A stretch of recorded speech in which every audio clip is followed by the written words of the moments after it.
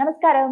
Welcome to Suman TV. నేను గీతాంజలి. అందరికీ కార్తీక మాస శుభాకాంక్షలండి. అంటే ఏ మాసానికి మనం ఎంత విశేషంగా చెప్పుకోం. కార్తీక మాసంలో ప్రతిరోజు పండగనే అంటారు.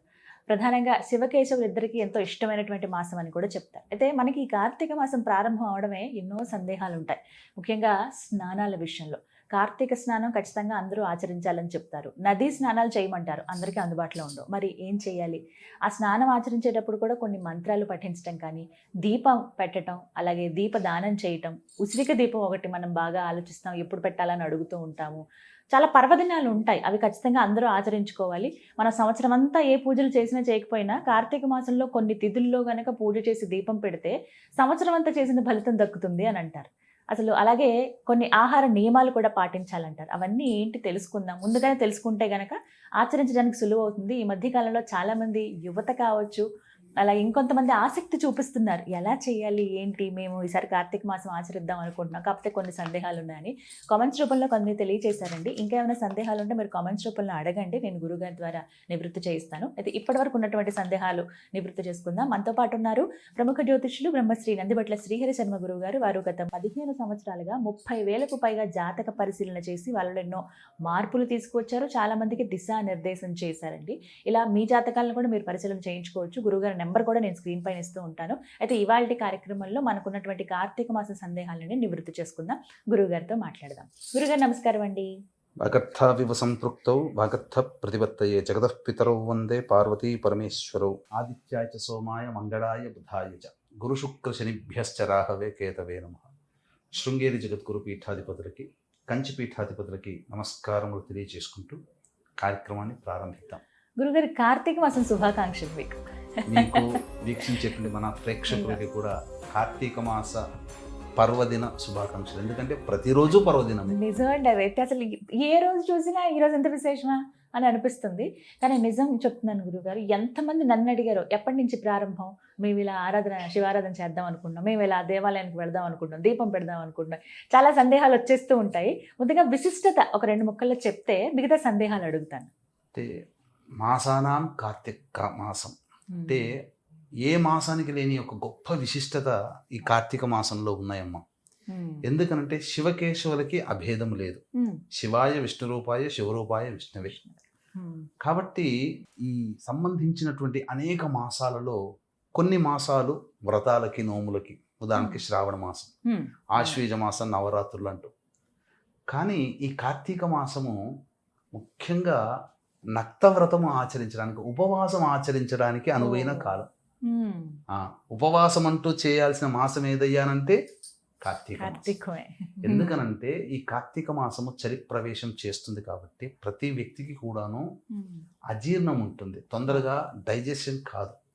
ఈ కారణం చేత ఆ రోజంతా ఉపవాసం ఉండి రాత్రి గనక భోజనం చేసినటువంటి వాళ్ళకైతే ఈ శరీరం ఆరోగ్యకరంగా ఉండడంతో పాటుగా శివునికి కేటాయించబడినటువంటి మాసము కాబట్టి శివానుగ్రహం వలన చాలా ఎంతో పుణ్యాన్ని సంపాదించుకున్న వాళ్ళం అవుతాం.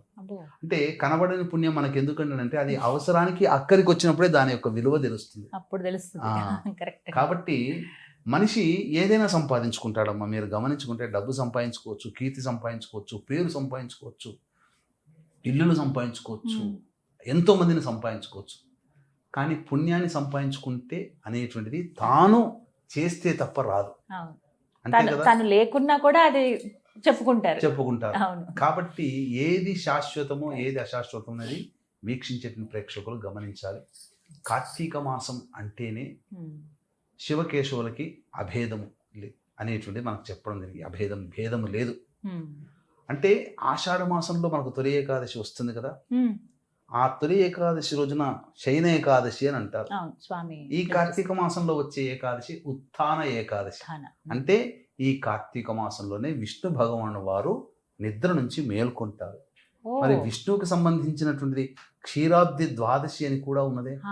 ఇవన్నీ ఉత్థాన ఏకాదశి, క్షీరాబ్ది ద్వాదశి, కార్తీక మాసం, పౌర్ణమి, అమావాస్య, పోలీస్వర్గము, నందీశ్వర వ్రతము, ఇలా 1-2 కేదార నోములు, అసలు 1-2 అనేకమైనటువంటివి ఈ కార్తీక మాసం అంతా.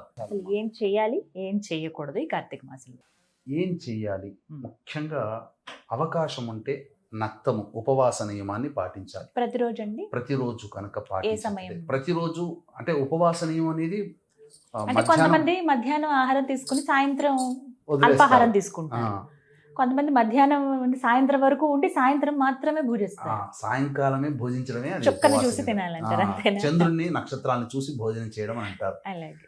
తర్వాత ఆ, ప్రధానంగా తామస గుణాల్ని ప్రేరేపించే అల్లము, వెల్లుల్లి, ఉల్లిపాయ, ముల్లంగి, పుట్టగొడుగులు ఆహారం ఇవన్నీ వర్జించాలి. ఇక ధూమపానము, మద్యపానము, మాంసాహారము వదిలేయాలి. ఉమ్, అవకాశం ఉంటే బ్రహ్మచర్య వ్రతాన్ని ఆచరిస్తే దాని అంత యోగ్యత, మహిమ ఇంకా చెప్పనలవి కాదు.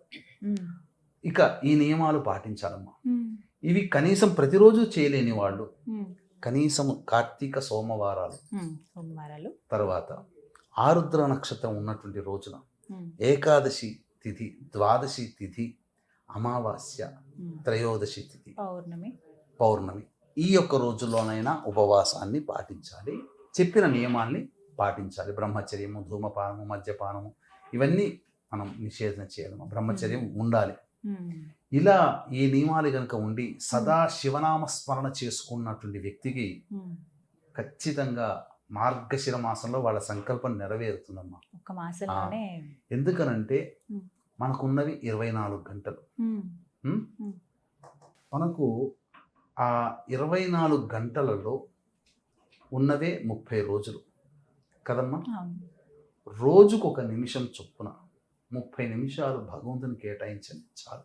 అంతే, ఒక్క నిమిషం ఈ చాలంటారు. కార్తీక మాసం అంతా ఆ, రోజుకు 1 నిమిషం చొప్పున ఆ, 24 గంటల్లో ఒక్క నిమిషం 1 నిమిషం, స్వామిని. మొత్తం 30 రోజులంటే 30 నిమిషాలు. అలా 30 రోజుల్లో ప్రతిరోజు ఒక 30 నిమిషాలు ఈశ్వరుని కోసం కేటాయిస్తే ఉమ్, అసలు అద్భుతం కదా అసలు. జీవితంలో ఎన్నో సమస్యల నుంచికి పరిష్కారం వాళ్ళకి దొరికేస్తుంది. ఉమ్, ఎందుకంటే నా స్వానుభవంలో నేను చాలా మందిని చూశానమ్మా. ఉమ్. బ్రహ్మ ముహూర్త కాలంలో నిద్ర లేచి కాలకృత్యాలు తీర్చుకొని అంతే, అడగాలి. సూర్యోదయం కంటే ముందే శివాభిషేకం చేసుకున్న వ్యక్తి యొక్క వాక్కు ఇంకా అసలు ఆ వాక్కు అమృత వాక్కు. ఉమ్. అతను ఆ సంవత్సరం అంతా సాధించుకుంటాడు. అసలు ఈ మాసంలో అలా పాటిస్తారు కదండి, పాటిస్తారమ్మా. సూర్యోదయం కంటే ముందే ముందే లేచి లేచి దీపారాధన అయిపోతుంది దీపారాధన అప్పటికి. అయిపోతుందమ్మా. అవును. తర్వాత ముఖ్యంగా ఈ కార్తీక మాసంలో ఏ మాసానికి అయినప్పటికీ కూడా లేని విశిష్టత స్నానం. ఆ, అవునండి. మాఘమాసంలో స్నానము ఎట్లాగో ఆ, కార్తీక మాసంలో కూడా స్నాన విశిష్టత. ఉమ్, అంటే అమలక దానము, ఉసిరిక దానం. అమలక అంటే ఉసిరిక, ఉసిరికాయ. ధాత్రి అన్న ఉసిరిక, ఉసిరిక దానము, ఉమ్. సాలగ్రామ దానం ఈ కార్తీక మాసంలోనే చేస్తారు. ఓ, ఆ. ఇప్పుడే. ఆ. ఉమ్. ఇందాక ఒక మాట అన్నానండి, ఉమ్. నదీ స్నానం చేయాలంటారు ఖచ్చితంగా. సముద్ర స్నానం అంటే అది ఎప్పుడైనా, నదీ స్నానం గురించి చెప్తారు కదా, మరి నది అందుబాటులో లేదు అన్న వాళ్ళు ఏం చేయాలండి? ప్రతి ఇంట్లో కూడా ఈ మధ్యలో దొరుకుతున్నాయి. ఉమ్.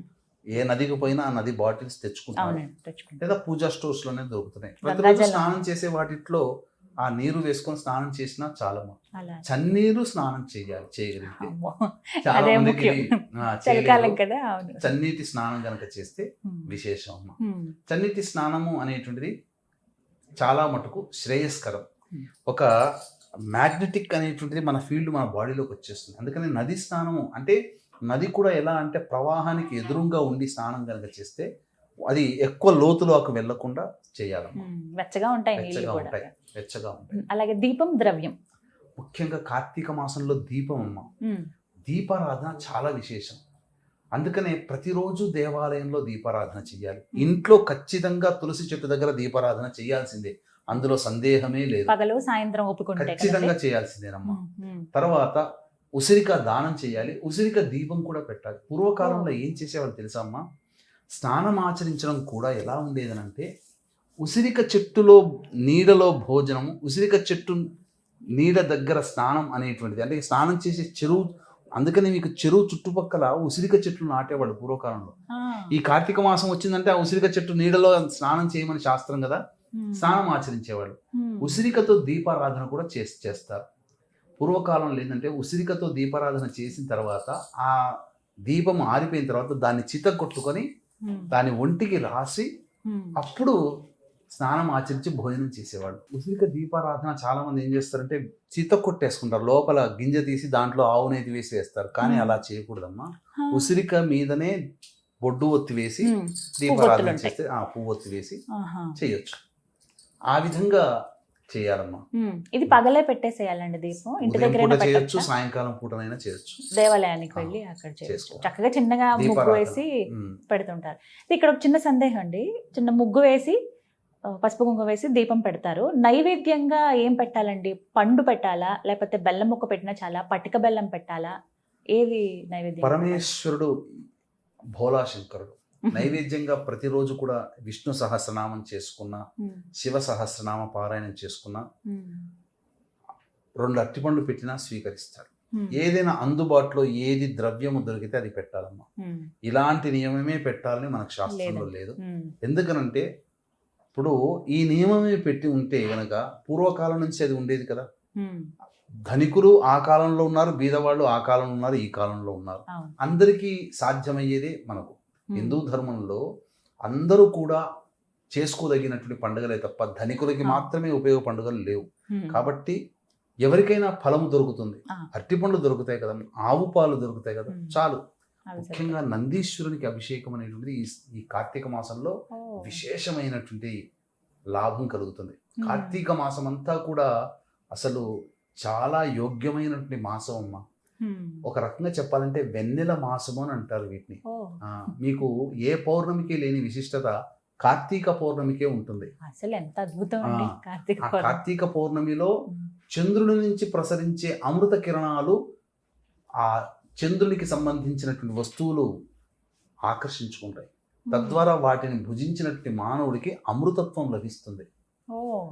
అందుకనే కార్తీక పౌర్ణమి మనము కూలంకషంగా ఈ కార్తీక మాసంలో నెల రోజుల పాటు ఏమేంటి ముఖ్యమైన పండుగలు అవన్నీ కూడా మనం తెలియచేద్దామమ్మా. ఇంట్లో శివలింగం అవి ఉంటాయి కొంతమందికి.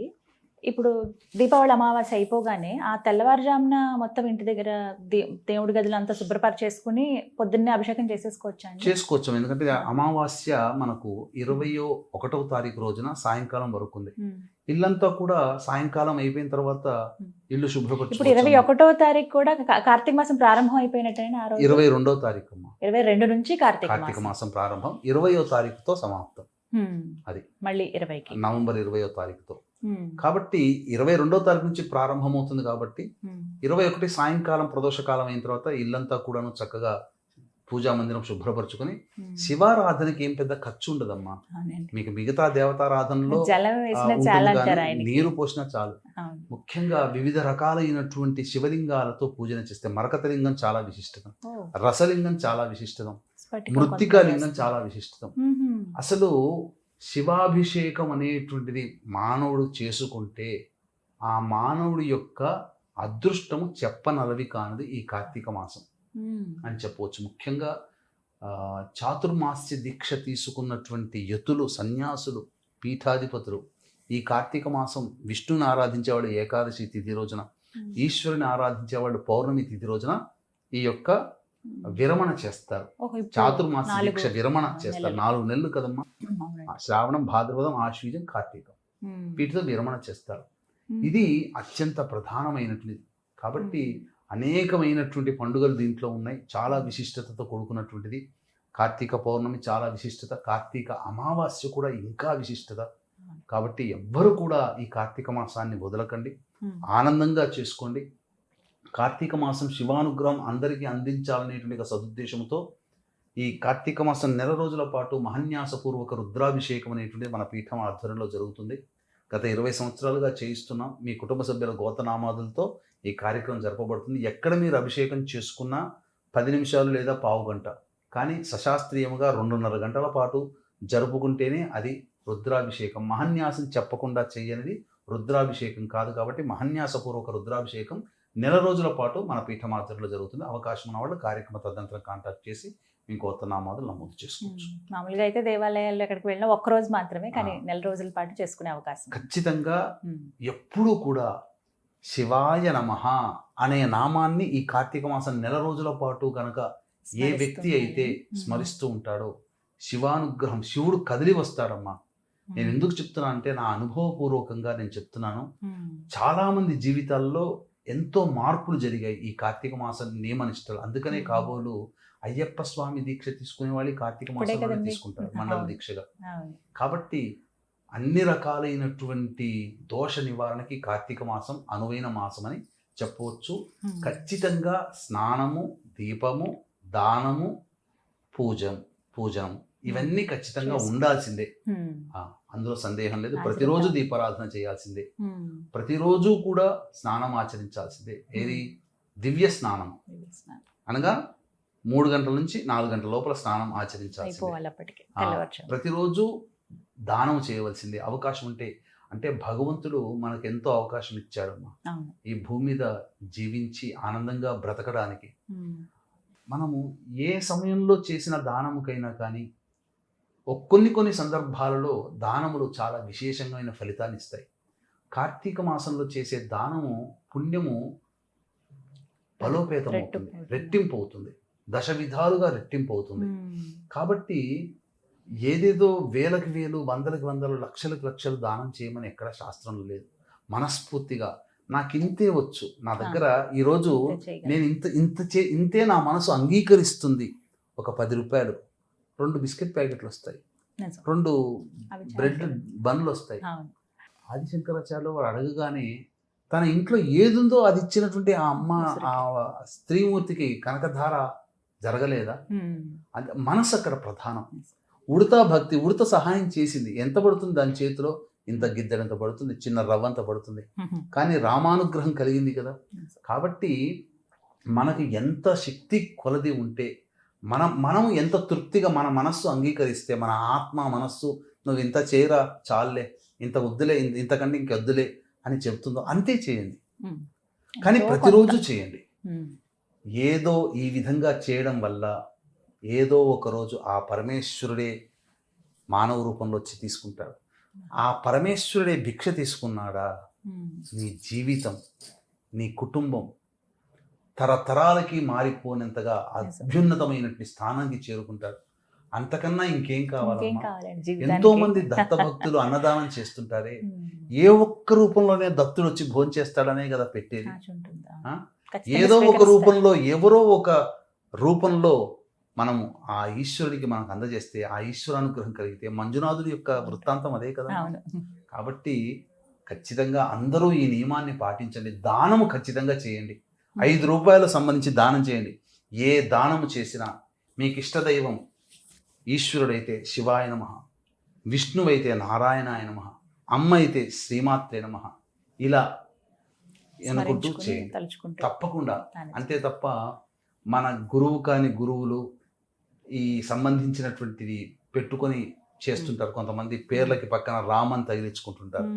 అటువంటి పేర్లు చెప్పిన పుణ్యం కాస్త పాపం అయిపోతుంది. అటువంటి పేర్లు తలచకూడదమ్మా. మన శాస్త్రంలో, మన హిందూ ధర్మంలో చెప్పిన వేద ప్రకారము, పురాణోక్త ప్రకారమైనటువంటి దేవతలే మనకు అనుసరణీయము, ఆచరణీయము, పూజ్యనీయము. మనకు పురాణాల్లో చెప్పని మానవులుగా పుట్టినటువంటి, మనిషిగా పుట్టి మనిషిగా చచ్చిన వ్యక్తిని దేవుడిగా కొలుచుకునే స్థితి మనకి ఈరోజు దాపురించింది. అటువంటిది మనం పలకకుండా శివనామస్మరణే చేసుకోండి, నారాయణుని నామస్మరణ చేసుకోండి, అమ్మవారు శ్రీమాత్రే నమః నామస్మరణ చేసుకోండి తప్ప ఇక మిగతా దేవతలు మనుష్యులుగా పుట్టిన వాళ్ళు దేవతలనే భావించుకోవాలి. నియమాలన్నీ తెలియజేశారు. ఈ కార్తీక మాసాన్ని మేము అందరం కూడా పాటించి ఆ నియమాల ప్రకారంగా చేసుకుని, ఇంకేమైనా సందేహాలు ఉన్నా కూడా అవి కామెంట్స్ రూపంలో అడుగుతారు, అవి మళ్ళీ మేము ముందు ఉంచుతాను. ఎందుకంటే అన్ని విశేషమైన సందర్భాలే కాబట్టి వాటికి సంబంధించిన వీడియోస్ కూడా చేద్దాం. ధన్యవాదాలండి. సర్వం శ్రీ ఉమామహేశ్వర పరబ్రహ్మార్పణమస్తు.